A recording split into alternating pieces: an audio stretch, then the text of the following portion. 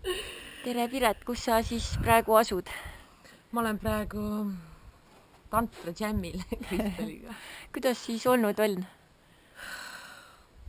No ma arvan, et see on näost näha, ma olen üleni rahuldatud naine.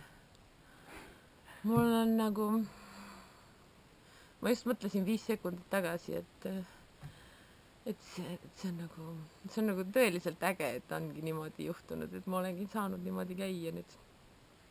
Ja et ma ei oska rääkida. Et nagu äge on. Tahad sa midagi ekstra välja tuua, mis sulle meeldis? See, et kõik nagu kõik ongi nii nagu kõik lasevad sul olla nii, nagu sa oled. Ja julgustavad sul nagu soovida asju, mida sa tahad. mida sa päriselt soovidki.